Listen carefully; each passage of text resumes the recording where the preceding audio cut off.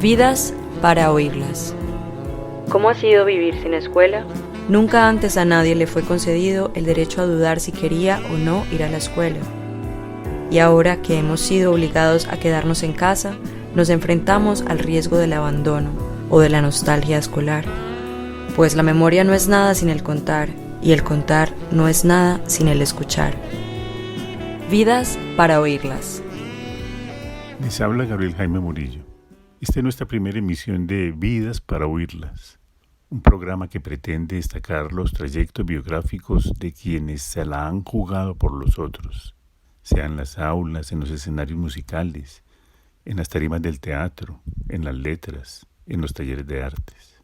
En una palabra, dar a conocer las historias que hacen las vidas de las personas que trabajan con nosotros. Nuestro programa hoy rinde homenaje a quien consagró su vida entera a hacer memoria de los siglos de despojo y humillaciones a que han sido sometidas la mayoría en un país que no acaba de salir de una guerra interminable. Alfredo Molano Bravo supo cultivar como pocos el don de la escucha como condición indispensable para contar la memoria. Gracias a sus innumerables trabajos, quizás hemos descubierto un país ignorado en los textos escolares y en las oficinas burocráticas, o quizás hemos oído por vez primera las voces de las gentes en el mismo lenguaje en que fueron escuchadas por el cronista andariego, las de los colonos, los aventureros, los guerrilleros y hasta los desaparecidos.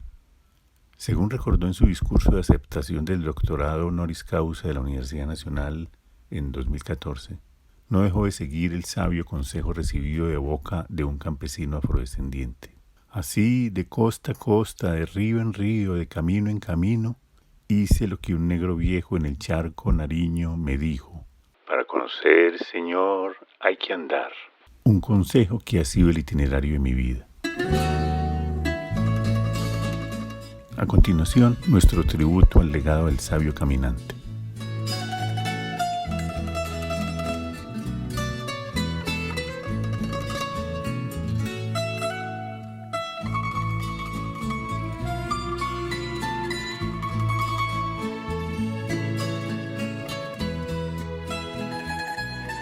Sobre la tapa del severo ataúd negro relucían un par de tenis rojos flanqueados por un modesto ramillete de flores.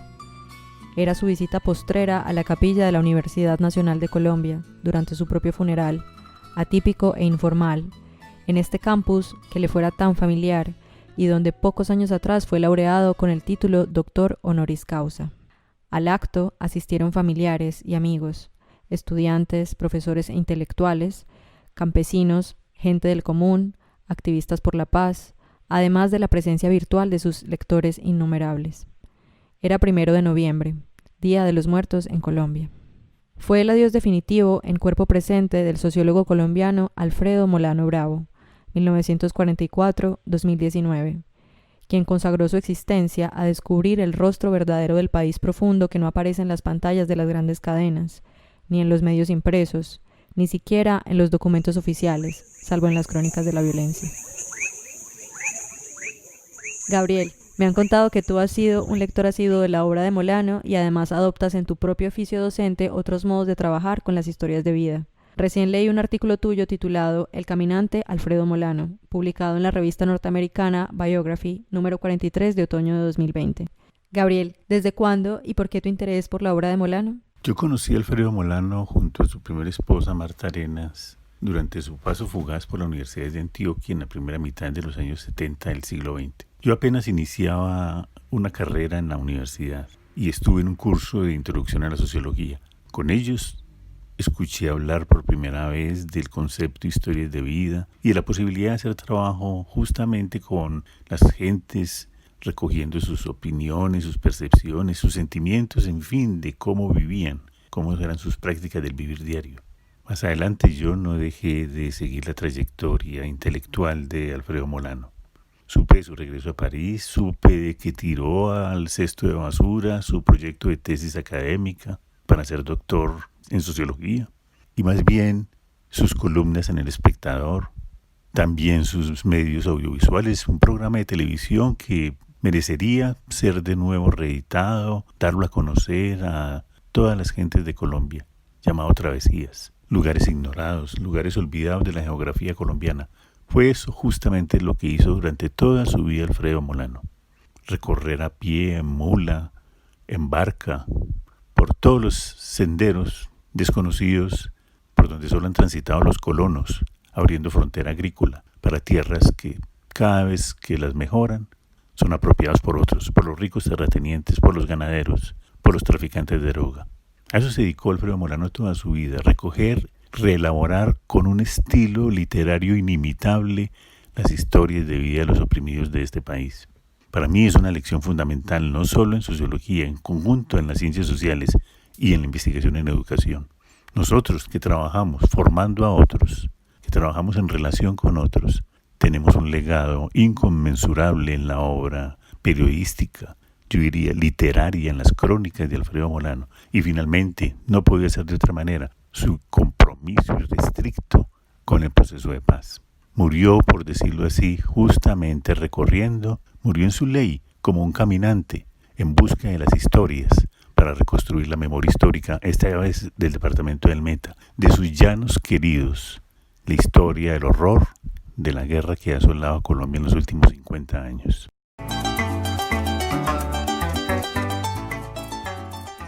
Escuchar es una manera olvidada de mirar, escribió Molano en el prólogo de su libro inaugural, Los años del tropel. Ahí relata también el momento milagroso en que supo cómo hacer lo que quería hacer. De golpe el milagro se produjo. Encontré la voz, el tono, el color, el lenguaje en una anciana llena de fuerza. Me topé con ella en medio del gentío a la entrada de los baños del estadio. Cuidaba a sus nietos. Me habló con una intensidad, con una certeza de su razón y con un dolor que todavía tengo presentes. Era Sofía Espinosa, en cuya cabeza aparece el relato de los bombardeos del Pato. Toda la experiencia, toda la historia, todas las denuncias de los demás entrevistados se condensaron en su mirada. Allí nació un modo de ver, un tacto, un estilo, más que un método validado en las ciencias sociales. Un tacto que se despliega desde los años del tropel y recorre selva adentro, siguiendo el corte, relatos de guerras y de guerras, trochas y fusiles, del llano llano, aguas arriba, ahí le dejo esos fierros, a lomo de mula, hasta sus cartas de amor dirigidas a su nieta, recogidas póstumamente en Cartas a Antonia, para citar solo algunos títulos.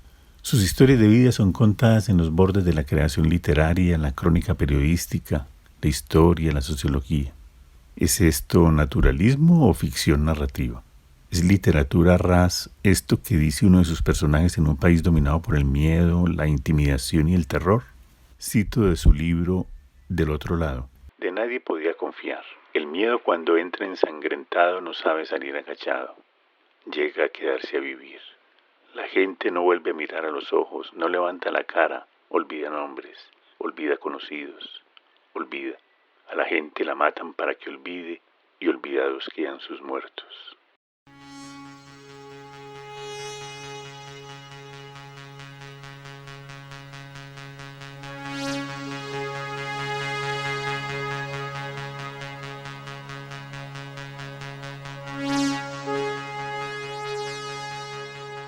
Mi primer recuerdo de Bogotá fue un cielo rojo que no era de atardecer, sino de llamas. El centro de la ciudad había sido destruido e incendiado por el pueblo furioso contra el gobierno, al que culpaba el asesinato de su jefe, Jorge Eliezer Gaitán. Yo no había cumplido 4 años. Días después me llevaron a ver el humo que salía de las ruinas de casas y edificios en la carrera séptima. No sentí mi propio miedo, pero sentí el de la gente que miraba. Y desde esos días he visto tanta sangre y tanta violencia. Cartas a Antonia, página 113. Resulta una bonita paradoja que estemos reunidos en memoria de Alfredo Molano, que fue nuestra memoria colectiva. El reposo del andariego, el reposo de los amigos que se van del mundo, no debería estar únicamente trazado por el dolor o la tristeza producidos por la ausencia. Si esa vida se nos esconde a los pasajeros en lista de espera, pero ha cumplido con una incansable exploración apasionada de su oficio, debemos hablar antes que nada de gratitud que quizás sea la mayor forma del festejo. Quisiera entonces darle las gracias al amigo que hoy nos reúne y que nos hace sentir parte de su silencio. La vida de Alfredo Molano ha sido tan intensa como su obra, y en una y en otra, su centro de gravedad es este país al que escudriñó como pocos, dándole a la sociología el valor agregado del cronista, el sabor de cosa hablada y una manera de interpretar la realidad más allá de los libros, desde lugares olvidados o ignorados, como diría Jorge Salamea, y sobre todo desde el diálogo con la materia humana que lo suscita, gentes de todas las clases, condiciones y oficios, personas casi siempre sin vocería. Molano, y me niego a hablar en pasado porque creo que su permanencia en nosotros resulta indeleble, es alguien que sabe mezclar en nuestro acaecer ciudadano el conocimiento y la intuición desde una forma muy personal de transmitirlo. Creo que nadie en Colombia le ha dado a la sociología un carácter estético tan alto y sin manierismos, sin la abundancia de jergas y formas afectadas por el exceso de conceptos y artificios. En el último tramo de su vida, incluso en los meses más duros del tratamiento del cáncer, se consagró con la energía que le quedaba a la causa de la paz como miembro elegido de la Comisión de la Verdad.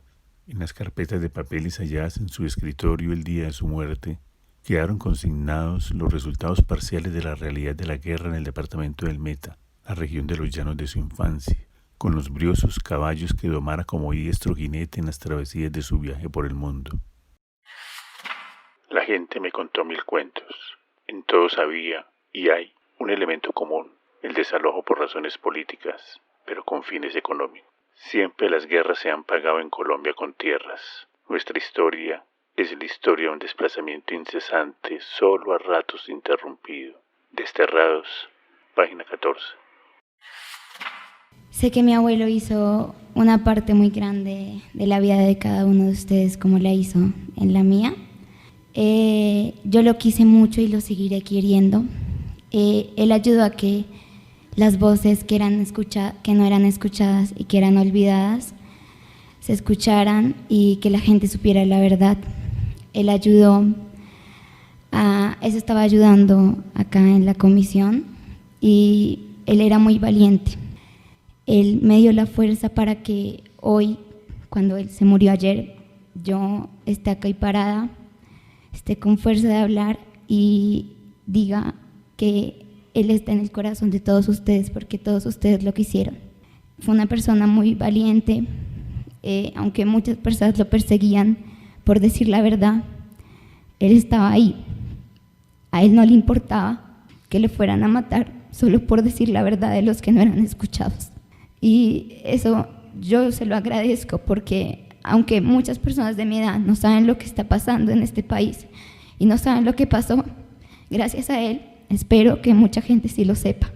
Lo quise mucho y bueno, que él va a estar ahí, yo lo escucho, yo lo siento, y como ustedes lo quisieron, también los va a querer a ustedes y los va a cuidar. Muchas gracias. Y gracias a todos los oyentes por su compañía de hoy. Nos encontraremos en una próxima ocasión para escuchar más historias de quienes han dedicado su vida al trabajo con los otros. Vidas para oírlas. ¿Cómo ha sido vivir sin escuela? Nunca antes a nadie le fue concedido el derecho a dudar si quería o no ir a la escuela. Y ahora que hemos sido obligados a quedarnos en casa, nos enfrentamos al riesgo del abandono o de la nostalgia escolar. Pues la memoria no es nada sin el contar, y el contar no es nada sin el escuchar. Vidas para oírlas.